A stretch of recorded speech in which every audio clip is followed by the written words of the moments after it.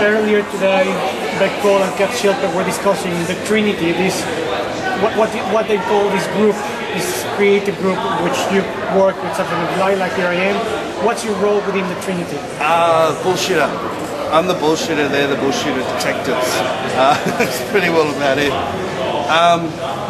Both of them have whips. I have a can of beer, and they crack the whip and I drink. You know what I mean? No, it's a really beautiful sort of triangle of creativity. And, you know, I'm having a lot of trouble at the moment with my next script, and you know, so Beck steps in and says, okay, well, I'm going to help you with this here, and, you know, and Kath needs some. You know, we just have this really great sort of creative cycle that happens with our films, and you know, this year's Beck's year, and next year will be my year. The year before with Samson Delilah was my year, so we kind of, you know, because you know, Beck and I are married and we've got kids, so it's kind of like we have to have a year on and a year off in a sense.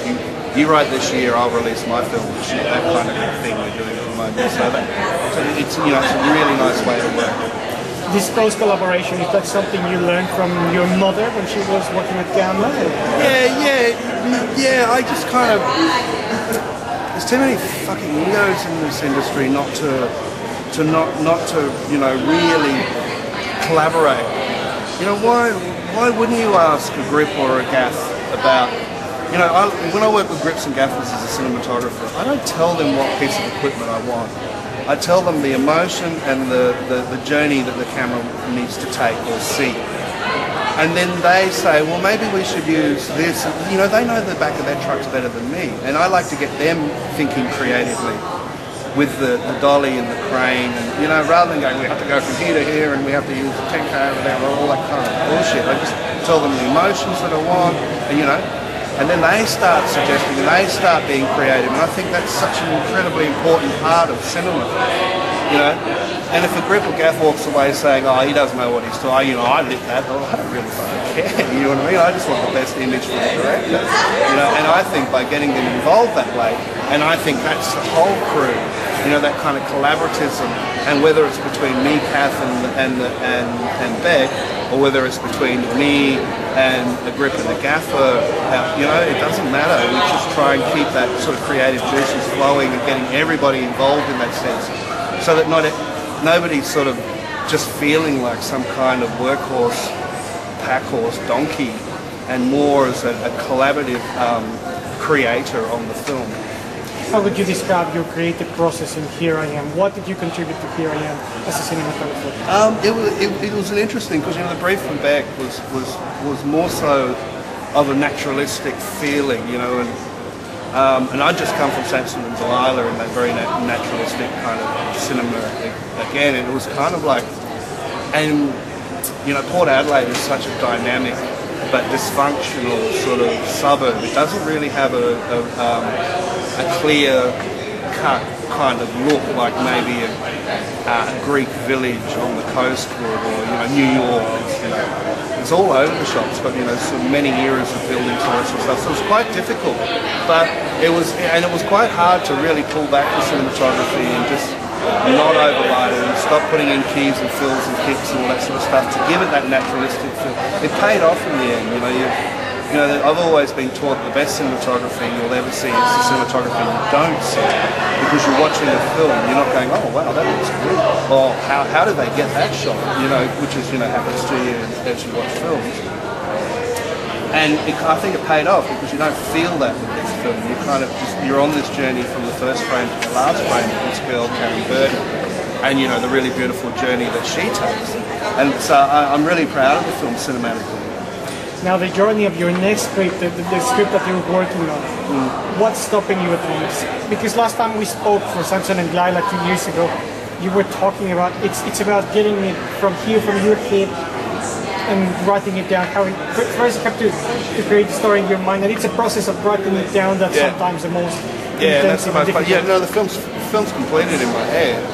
It's just that every time I write it down, it sounds like crap. You know what I mean? It's sort of rewriting purely on the basis.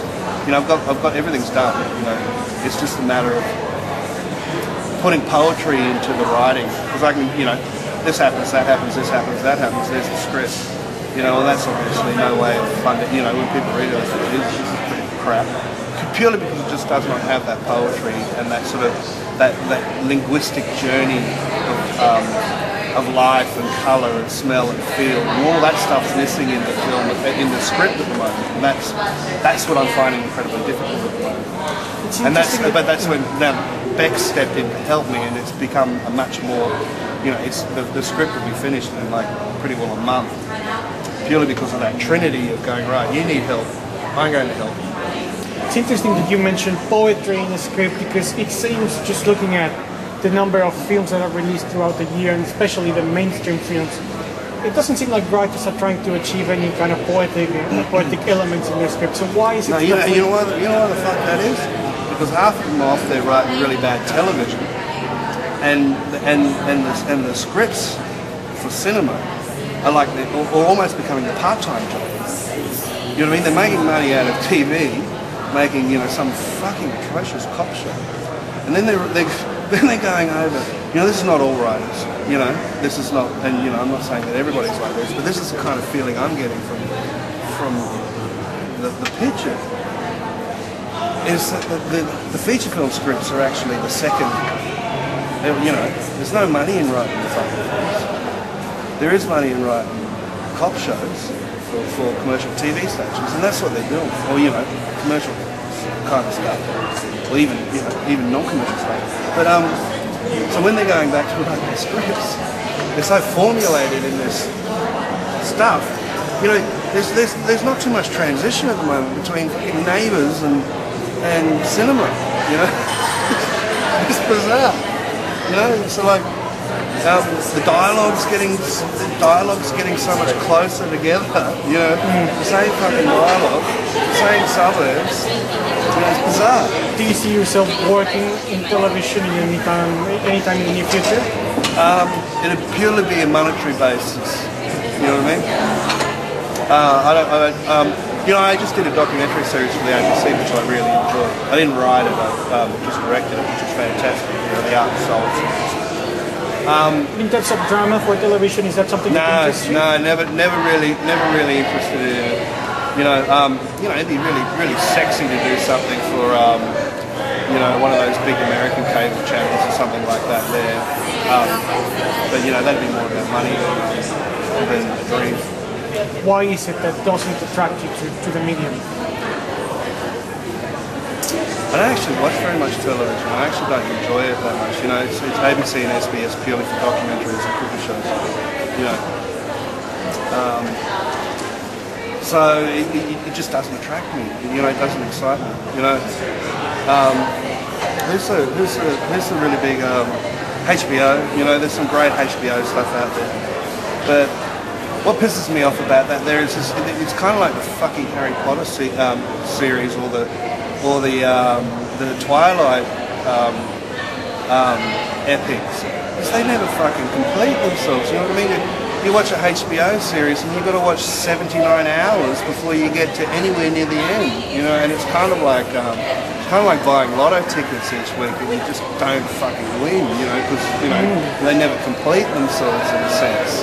Especially because completion depends on ratings, so sometimes series can go beyond the story that they were intended to tell. Yeah. So how do we reinvent it because we're making shitloads of money out of ratings, you know, so they keep rehashing, and some of it's great, you know. So it's not like they're not good stories. It's more that they're extended to a point where they lose the essence of what they were trying to achieve. Harry Potter, you know, you know what I mean? That's what it is. You know, and that's so frustrating. You know, I got the Wire box set, and I've got the Carnivale box set. You know, I've got all these, you know, amazing TV series, and I just can't fuck watching them because it's kind of like, you know, they're still on TV. I think, you know, in series 57 or something. You know what I mean? So it's kind of like I can't be bothered. You know what I mean? I want completion. I want 90. I very much am a 90-minute to 120-minute kind of guy, and I want a beginning, middle, and end, and I want to walk out either slapped in the face or floating, you know. But I need completion. Okay, where will people see Warwick Thornton next? What's coming for you? We'll finish the script in about a month. Kath will fund it. We'll probably shoot it next year. I want to probably make 2 features next year. I've got Back to back? Yeah, back to back. Very dynamically different films. One from the heart and one from the wallet, basically. You know, but two very exciting films. I assume that I want to go back to Cannes. I want to win the big one. I want to get nominated for an Oscar. You know, this is the plan. I want to make shitloads of money here in Australia. I want to pre-sale all the local world, and I want to buy a house in North Queensland.